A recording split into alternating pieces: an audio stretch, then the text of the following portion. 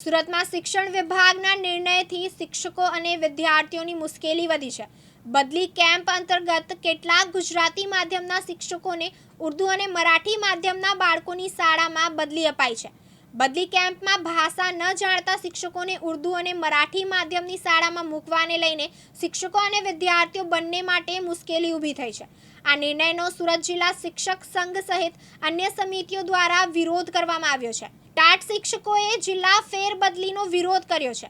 આ મામલે આંદોલનની ચીમકી પણ ઉચ્ચારવામાં આવી છે। વિરોધકર્તાઓની દલીલ છે કે ઉર્દુ ભાષા ન જાણતા ગુજરાતી શિક્ષક કે પછી મરાઠી ભાષા ન જાણતા હોય તેવા ગુજરાતી માધ્યમના શિક્ષક ઉર્દુ માધ્યમના કે મરાઠી માધ્યમના વિદ્યાર્થીઓને કઈ રીતે ન્યાય આપી શકે। આમાં શિક્ષકોને તો પરેશાની થાય જ, સાથે વિદ્યાર્થીઓના ભવિષ્ય સાથે પણ રમત થાય છે। ભાઈ આપનો પરિચય?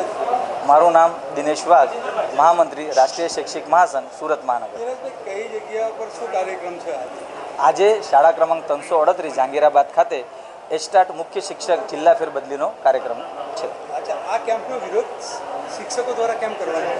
સદર કેમ્પનો વિરોધ ખાસ એટલા માટે કરવામાં આવી રહ્યો છે કે અગાઉ 4 માસ અગાઉ એચટાટ આ જ કેમ્પ પણ સુરતના શિક્ષકો માટે આંતરિક કેમ્પ કહેવાય અને એ આંતરિક કેમ્પની અંદર સુરતમાં જે શિક્ષકો હતા એ બીજી સ્કૂલ માટે, અન્ય માધ્યમની સ્કૂલ માટે માંગણી કરેલી, પણ જે તે સમયે એવો નિયમ બતાવીને ના પાડવામાં કે તમારી નિયુક્તિ જે તે માધ્યમમાં થઈ છે એટલા માટે તમને પહેલાં માધ્યમની અંદર નહીં જવા દેવામાં આવશે। તો 2 મહિનામાં તો આવું તો શું થયું કે આજે આ જે કેમ્પ થઈ રહ્યો છે એ કોઈપણ માધ્યમનો બાદ વગર થઈ રહ્યો છે। વાત કરીએ તો જે તે માધ્યમમાં શિક્ષકની ભરતી કરવામાં આવે ત્યારે બી આનું ધ્યાન રાખવાનું કે આવું કેમ કરવાનું શું ઉદ્દેશ છે? હવે ઉદ્દેશ કેમ આવું થઈ રહ્યું છે જ અમારા પણ સમજની બહાર છે, કારણ કે જ્યારે પણ અન્ય માધ્યમની અંદર ભરતી કરવામાં આવે કે ગુજરાતી માધ્યમની ભરતી કરવામાં આવે તો જે તે વખતના ક્વોલિફિકેશન એમની ડિગ્રીને આધારે એ માધ્યમમાં આવે। એક વખત તમે નિયુક્તિ લઈ લીધી પછી તમે માધ્યમ બદલી નથી શકતા।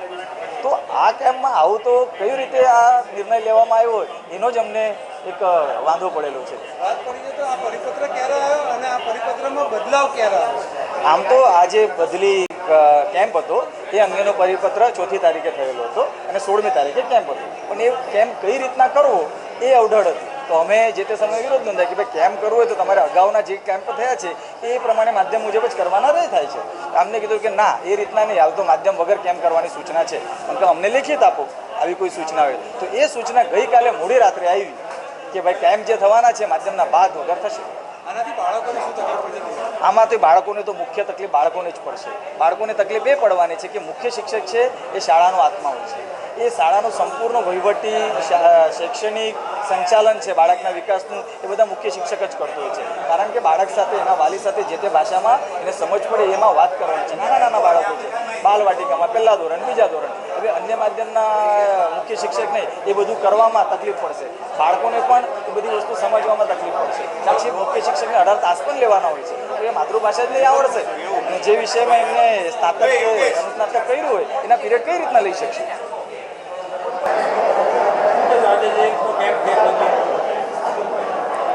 આજે રાજ્ય સરકારની સૂચના મુજબ જિલ્લા ફેરબદલીનો કેમ્પ રાખવામાં આવ્યો હતો। એમાં 29 શિક્ષકો એ ભાગ લીધો હતો અને 33 શિક્ષકોએ ગુજરાતી માધ્યમમાં પોતાની પસંદગી ઉતારી હતી। ત્યાર પછી અધર માધ્યમમાં 4 શિક્ષકોએ પોતાની શાળાઓ પસંદ કરી હતી। ગઈકાલે સિનિયોરિટી પ્રમાણે નિયામકશ્રીનો પરિપત્ર હતો શિક્ષણ વિભાગમાંથી, એ નિયમને અનુસરીને આજે આપણે આ કેમ્પ રાખવામાં આવ્યો હતો અને આજ રોજ કેમ્પ સારી રીતે પૂર્ણ થયો છે। દરેકને સંમતિ પત્ર આપી દેવામાં આવ્યું છે, નિમણૂક કરી દેવામાં આવી છે।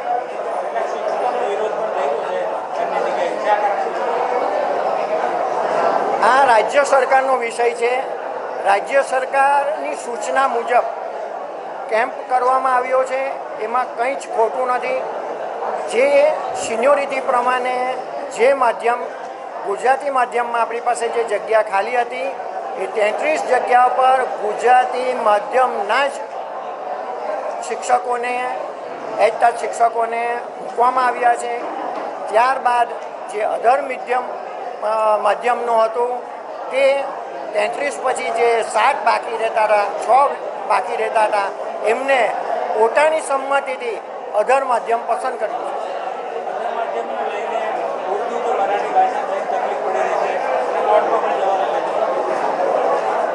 એક જાતના શિક્ષકો શાળામાં અમુક વિષયના તાસ લેવાના હોય છે અને વહીવટ કરવાનો હોય છે.